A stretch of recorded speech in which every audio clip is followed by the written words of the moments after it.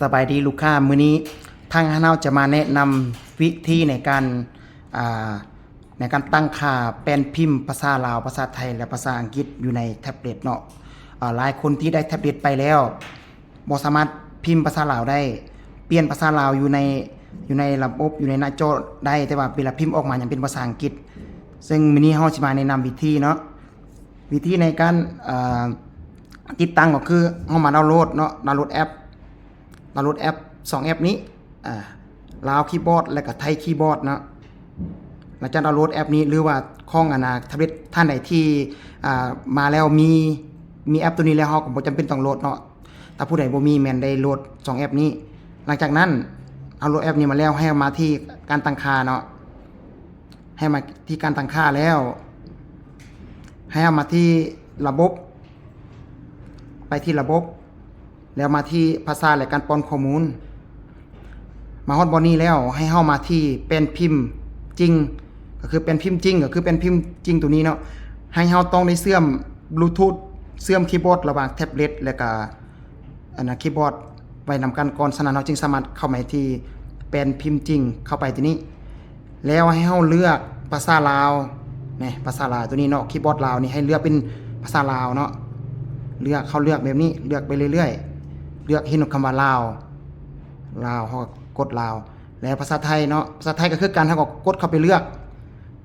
แต่ให้เฮาเลือกอยู่ที่แบบนี้ไทยคีมานีไวเตอร์นอนชิปล็อกเฮาเลือกตัวนี้เนาะหลังจากเฮาเลือกตัวนี้แล้วเฮาก็กลับคืนเฮาเลือก2อย่างนี้แล้วเอากลับคืนเนาะแต่อย่าลืมเฮาต้องมาที่ข้อมูลตัวนี้ก่อนเนาะเป็นพิมพ์และการป้อนข้อมูลให้เข้ามาตัวนี้นี่เฮาเวลากดมันจะกดบ่ได้บางคนมาแล้วมาตั้งอยู่นี่มันกดบ่ได้ฉะนั้นเฮาต้องมาเปิด2อันนี้กดเปิดให้มันเปิดแบบนี้แล้วจึงลงมากดเปิดแบบนี้แล้วจึงมาที่เป็นพิมพ์เหมือนจริงนี้แล้วจึงมาเลือกภาษานี้หลังจากเฮาเลือกภาษานี้แล้วเฮาก็ออกสามารถพิมพ์ได้เลยตัวนี้อันนี้เฮาจะยกตัวอย่างวิธีการพิมพ์เนาะอันนี้เฮาจะเสิร์ชข้อมูลตัวอย่างเนาะอันนี้การเสิร์ชข้อมูลเฮาก็สามารถเข้าไปที่ซองเบราว์เซอร์ของเฮาเนาะอันนี้เฮาจะพิมพ์ให้เบิ่งเนาะอันนี้เป็นภาษาอังกฤษแล้วนี่เป็นภาษาอังกฤษเนาะเป็นภาษาอังกฤษถ้าจะเปลี่ยนเป็นภาษาลาวเฮาก็กดคือวิธีการเปลี่ยนภาษาเนี่ยฮะคือเฮาบอกเลยแล้วกด2ปุ่มนี้ค้างไว้เนาะพร้อมกันกดนี่มันจะขึ้นว่าลาวคีย์บอร์ดแล้วเฮาก็สามารถพิมพ์ภาษาลาวนี่ขึ้นมาเป็นภาษาลาวแล้วนี่เป็นภาษาลาวแล้วถ้าเป็นภาษาไทยคือการเฮาก็กดเปลี่ยนภาษาวันนี้